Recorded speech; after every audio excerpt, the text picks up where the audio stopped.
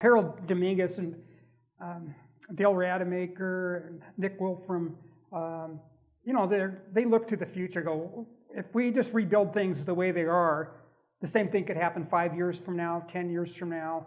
I remember one constituent, he was really upset with me because it was taking so long to rebuild the Sunset Bridge. And he thought we should just rebuild it fast and dirty, get it done. And, if we did that, we would have to do it all on our own money. But if we went through the process and rebuilt a bridge that could stand the 100-year flood, we only had to put in 12.5% of that cost. The state put in 12.5%, and, FEMA covered the rest. And it just made a lot more sense to build something that was going to last the next flood.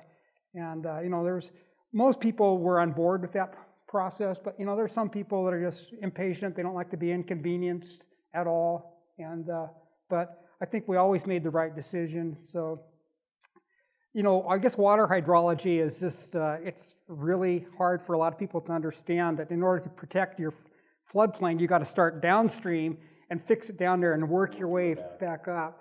And another thing that happened during this whole process is our 100-year floodplain used to be, 10,000 cubic feet per second, and then it was moved up to 13,000, and then finally to 15,000. And during this process, we were, working on the design of these bridges, but every time the floodplain level goes up, it's like a whole new bridge design. It's not, it's like take your design that you just spent all that time doing, and you start over pretty much, and so that delayed things. But ironically, I just came from a meeting where one of the bridges, the bottleneck that we need to look at is the Burlington Northern Santa Fe, the BNSF bridge, where one of the bridges in the middle of town, as a city, we can work with the state, we can work with the county, and even the feds to widen bridges. But the railroad was here before us all. So BNSF over the course of the last several months have been really great partners. They've actually given final approval for the city. Longmont's gonna manage that project. Okay. Longmont is going to also pay for most of it. But that bridge, the bottleneck there in the middle of town, is going to be widened here very shortly.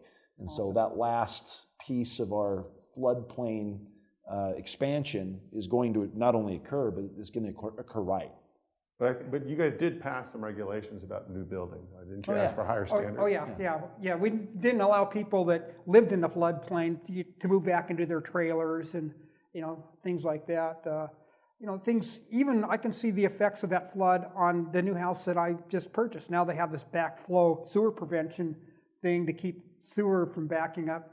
So, that's changed designs and where people can build, and I think it's a good thing.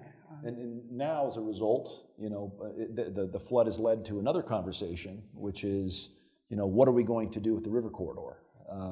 We want to preserve and maintain the wildlife corridor, and if we are going to, and the question is, what, if any, should we allow along the river corridor?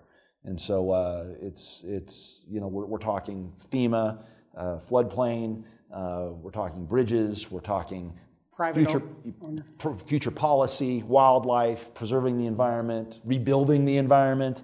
So the flood is still very much an everyday topic of conversation for the city of Longmont.